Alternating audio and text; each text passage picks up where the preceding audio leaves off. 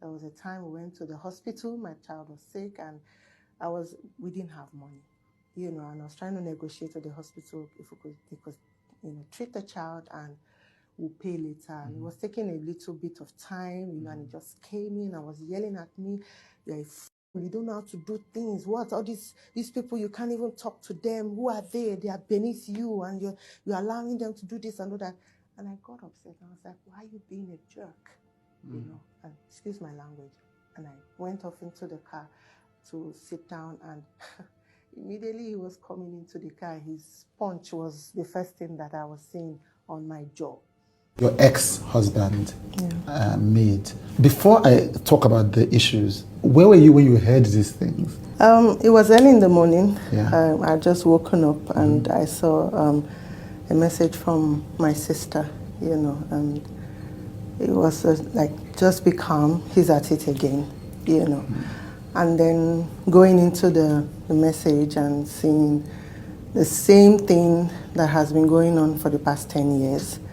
And I just this is it, I've had enough. I need to put an end to this, right. Because I feel like I kind of ran out of an abusive relationship, but I'm still under abuse for the past 10 years. Because I've tried to move on with my life, I've tried to build my life from scratch, but this person just keeps going to the media space to bash, defame me and cook up lies and just say things that never existed, or, something that he has built up on, So I just decided it's time to speak up. This is the first time that you're ever speaking up on this issue in the media, isn't it? Yes, it is. Yes. What we remember from this marriage as the public is, either in 2016 or 2017, we know that Emeka Ike was in court with you, begging you not to go. Yes. Yeah, the news that we heard was that he knelt down in court and begged you, and his friends knelt down in court and begged you. No, that never happened. That never happened? Yes, that never happened. In court, he would always say that he would do the right thing. He would come to my family, and we would discuss and everything. And, they will tell us to go back and do that. And they will adjourn the case. The next adjourned date, we come back, they ask me, did he come to you? I would say no, because that never happened. Right. You understand? In fact, if I may say, in court, he had actually told me and said, who wants you back? And I had pointed out to the judge, and the judge had said that he heard him. So it was all a facade, because he just wanted to look good and to stretch the court proceedings more than it should have been done. There was never any day. His friends did reach out, you understand, but they were not in court. Nobody knelt down in court to beg me. So you say that you survived an abusive marriage, Yeah. What do you mean exactly by that? Okay, so what was the abuse? It started off as verbal. It started off as mental torture. It started off as psychological. It started off as financial, financial abuse, because I was not allowed to work. You understand? He didn't allow you to work? He didn't allow me to work. Actually, I wanted to be an actress. That's why I became his friend. I was modeling at that time. I just come out of secondary school. I was 18. Yeah. And then I met him along the line, and I wanted to be, someone who would put me into the industry and all that. And he categorically told me that I couldn't act because it would destroy our relationship. Because at that time we had gotten into a relationship, and he said he was planning to marry me, and the tabloids, then it was newspapers, so they would talk about him, talk about me, and it would break the relationship or the marriage, So he told you not to become an actor because of the relationship? Yes, he did say that. He even stopped my modeling career. In fact, I had been approached by an agency to be sponsored for Miss Nigeria at that time. This was 1999. He also refused. He said he couldn't handle me crying if I don't win, things like that. And I had to go back to the agency to say my family didn't want me to do it. And then I went to my family and said the agency dropped me just because I didn't know what to say to them, because he was saying, no, that I won't do it. You met him when you were 18? Yes. You got married when you were 19? No, we didn't get married till I was, I think, 23, going on 24. Right. I was already pregnant with our second child when we got married. In fact, I had to be the one to speak out, like, you need to do something because this is our second child. So I was already heavy, and I regret it. Why? Yeah, because even during the wedding, he came late from the state he was shooting at that time. They never blessed us. It was his older sister's husband who has stood in, and the wine changing and blessings and all that was done. All through, when we had collected the list from my uncle and given to him, and we were preparing on our side, and I was always calling him, oh, are you, in tune with your family on the list to get everything? His family came empty-handed. They didn't bring anything. Even in family would always laugh at me at my back and say I married myself. Wow. It was always a case of, oh, she wants to marry a star and she has to work for it. And I did. I slaved for that family. Everything that they wanted to do, I was a designated driver. Everything that they wanted to do, I was the one who was always doing things for them. I was doing it on my side because of love, because this was my family. As long as, you are my friend or you are my husband's people, you are my family, because my mom was a single parent, you understand. I come from a very humble background, but not that humble, you understand, because my mom strived, she worked hard to take care of her kids, but she protected us. And she brought us in this very close-knit, very loving home that, we grew up in. And so I always felt like every family is like that, you understand. So the question is, somebody would wonder about is, why did you go ahead with the wedding despite all that disrespect? Him waiting for about 5 years, insisted relationship, his family not paying the bride price, him coming late. Obviously there were signs. Why did you go ahead? I didn't see the signs as signs. You understand? I didn't start, in hindsight, I wouldn't even date him. You understand? But then at that time, he was my first everything, first boyfriend. I just came out of secondary school.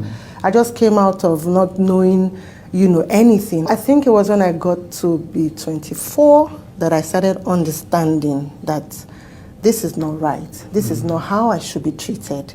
I now started seeing that, I wouldn't accept some things, that kind of thing. And that's why I said I regretted, even doing that. Yeah. And it was until I was 28, 29, going into my 30s, I started fighting back. Right. And then it's now escalated from, verbal and all that, and then it became physical. Right. You understand? And then still, even with that, people would say, oh, it's a man's world, and I didn't think of myself, but until the last time that he did, and I was almost paralyzed. That was when I decided that I need to go.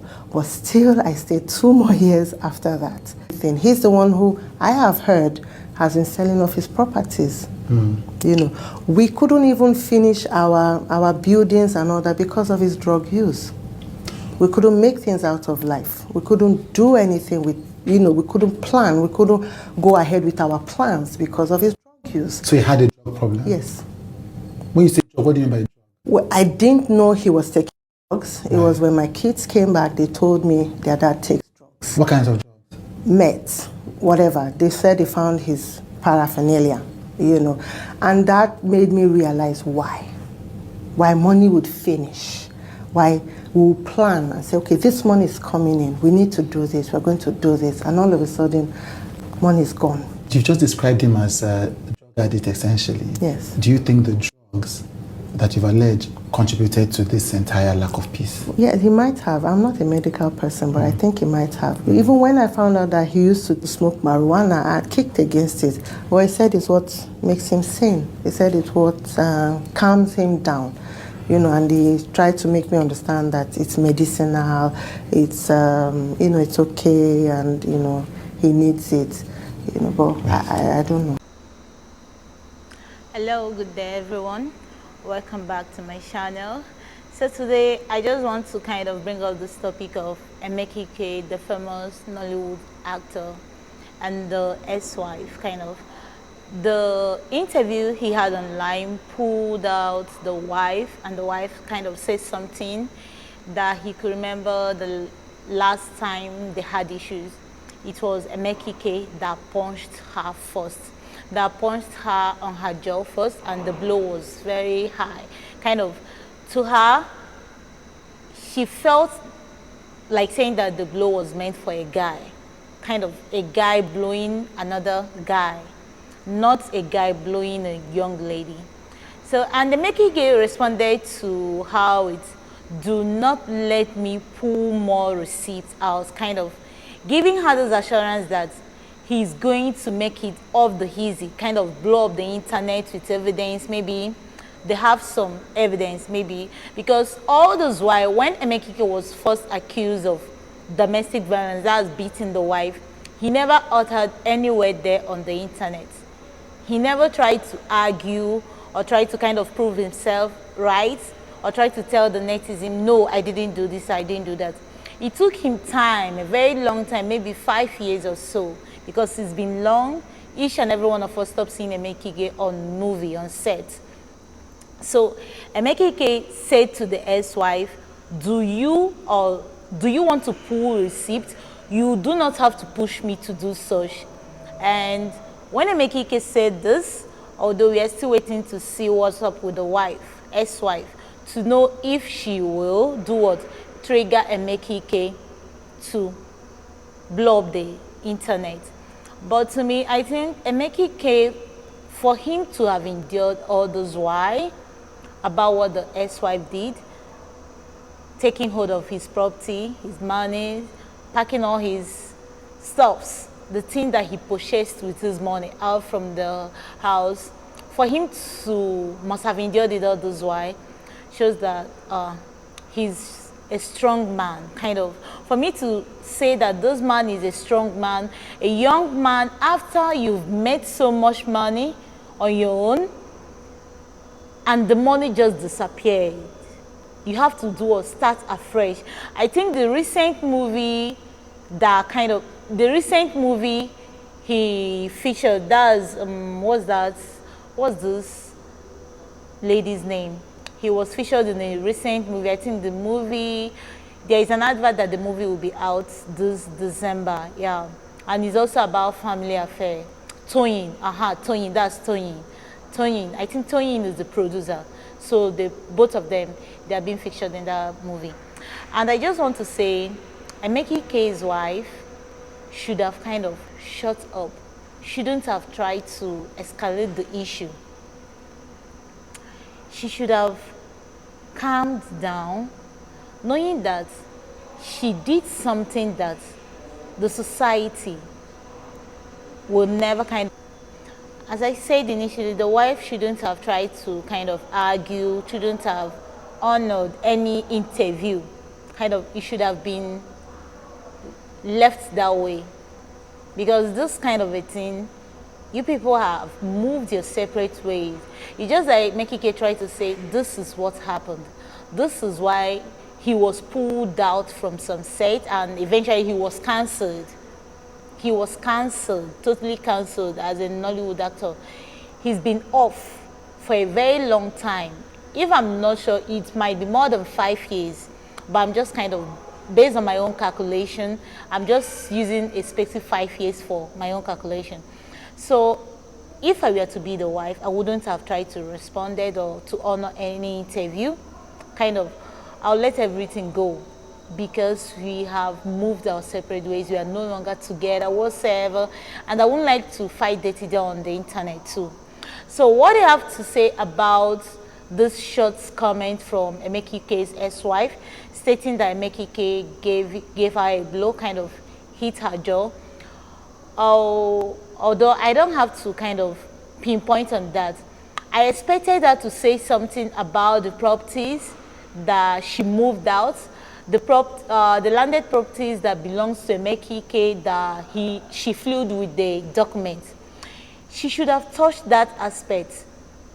And to me, the reason why she must have done that, maybe she's a stay-home mom, kind of, she doesn't have anything, she doesn't have a work. She should have if she wanted to clear herself, she should have started from where? The properties that she was accused of taking, the document that doesn't belong to her that she take off with, the house that she emptied, the landed properties, what happened to Emeka Ike's school that led to the school being closed down to this moment. What happened to this young man's finances? What do you have to say? Do you have anything to say about the accusation that have been laid upon you? What do you have to say?